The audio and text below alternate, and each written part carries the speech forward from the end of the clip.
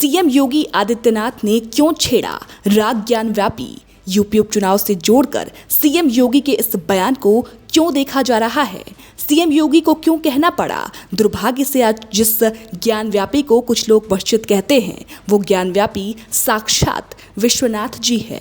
आखिर क्यों सीएम योगी ने फिर से वही दोहराया जो वो बार बार दोहराते आए हैं? क्या है पूरी खबर, इस रिपोर्ट के जरिए आपको समझाते हैं। दुर्भाग्य से वो ज्ञान व्यापी, आज लोग उसको दूसरे शब्दों में मस्जिद कहते हैं, लेकिन वो ज्ञान व्यापी साक्षात विश्वनाथ ही है। जिस ज्ञान व्यापी की उपासना के लिए आप केरल से चल करके यहां आए हैं, मैं उसका साक्षात स्वरूप विश्वनाथ हूं। ज्ञान व्यापी पर योगी आदित्यनाथ का बयान राजनीतिक तौर पर काफी महत्वपूर्ण है। योगी आदित्यनाथ की पॉलिटिकल लाइन कट्टर हिंदुत्व पर आधारित है। ऐसे में ज्ञान व्यापी पर उनका कुछ भी बोलना अयोध्या आंदोलन से अपने आप जुड़ जाता है।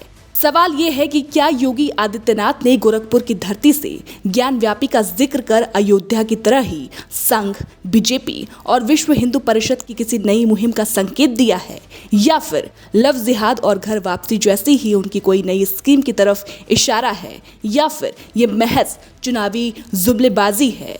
योगी आदित्यनाथ का दावा है कि ज्ञान व्यापी कोई मस्जिद नहीं। योगी आदित्यनाथ के बयान का विश्व हिंदू परिषद ने तो खुला सपोर्ट किया, लेकिन वहीं बीजेपी बचती नजर आई। यूपी के मुख्यमंत्री के बयान पर विश्व हिंदू परिषद का कहना है, ज्ञान व्यापी मस्जिद सदियों से पुराने इतिहास वाली एक ऐतिहासिक मस्जिद है। उनका कहना है कि योगी आदित्यनाथ यूपी के मुख्यमंत्री हैं, मतलब ये कि किसी धर्म विशेष के नहीं, क्योंकि उनको मुख्यमंत्री बनाने के लिए यूपी के सभी धर्मों के लोगों ने वोट दिया। पहले सीएम योगी आदित्यनाथ का ये बयान आपको सुनना चाहिए, जिसमें उन्होंने साफ तौर से कहा है कि दुर्भाग्य से आज जिस ज्ञान व्यापी को कुछ लोग मस्जिद कहते हैं, वो ज्ञान व्यापी साक्षात विश्वनाथ जी हैं। दुर्भाग्य से वो ज्ञान व्यापी, आज लोग उसको दूसरे शब्दों में मस्जिद कहते हैं, लेकिन वो ज्ञान व्यापी साक्षात विश्वनाथ ही है।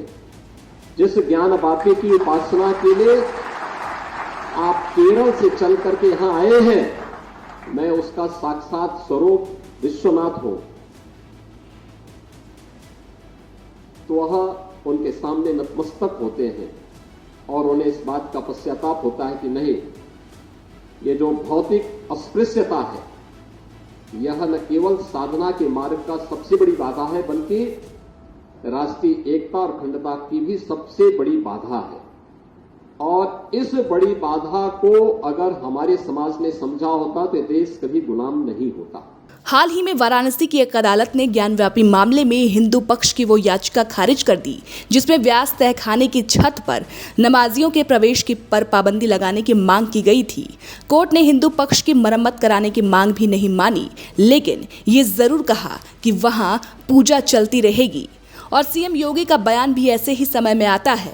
बात सिर्फ इतनी ही हो ऐसा भी नहीं है, क्योंकि उत्तर प्रदेश में विधानसभा की 10 सीटों पर जल्दी ही उपचुनाव होने वाले हैं, जिनकी तैयारियां सभी राजनीतिक दल जोर शोर से कर रहे हैं। सवाल ये भी उठता है कि क्या ये सीजनल सियासत है या काशी को लेकर बीजेपी के लिए किसी नए अभियान की तैयारी चल रही है? क्या अयोध्या की हार के बाद बीजेपी काशी का मुद्दा उठाने जा रही है? अब इसको लेकर बीजेपी ने अपना रुख साफ कर दिया है। बीजेपी की तरफ से कहा जा रहा है कि ज्ञान व्यापी पर बीजेपी कानून के हिसाब से आगे बढ़ेगी। अयोध्या के मामले में भी बीजेपी की यही लाइन रही है, और सुप्रीम कोर्ट का फैसला आने से पहले जब राम मंदिर को लेकर कानून बनाए जाने की मांग हो रही थी, प्रधानमंत्री नरेंद्र मोदी ने भी यही बात कही थी। वहीं सीएम योगी आदित्यनाथ के इस बयान पर जब बीजेपी से सवाल किया गया तो बीजेपी साइड लाइन होती नजर आई। बीजेपी के रुख से ये मामला मौसमी ज्यादा लगता है। ऐसा इसलिए भी क्योंकि योगी आदित्यनाथ की 2 सीटों पर खासा नजर है, मिल्कीपुर और करहल। मिल्कीपुर वो सीट है जहां से अयोध्या के सांसद कहे जा रहे अवधेश प्रसाद विधायक थे, और करहल सीट अखिलेश यादव के कन्नौज से सांसद बन जाने के चलते खाली हुई है। अयोध्या की मिल्कीपुर सीट का जिम्मा योगी आदित्यनाथ ने वैसे ही संभाल रखी है जैसे अमित शाह मुश्किल टास्क अपने हाथ में ले लेते हैं। वैसे तो योगी आदित्यनाथ ने उपचुनाव वाली हर सीट के लिए 3-3 मंत्रियों की टीम लगा रखी है, लेकिन मिल्कीपुर के लिए 4 मंत्री लगे हुए हैं। संभव है ज्ञान व्यापी में योगी आदित्यनाथ को अयोध्या की हार का मरहम नजर आ रहा होगा। फिलहाल इस पूरी रिपोर्ट पर आपकी क्या राय है, हमें कमेंट कर जरूर बताएं।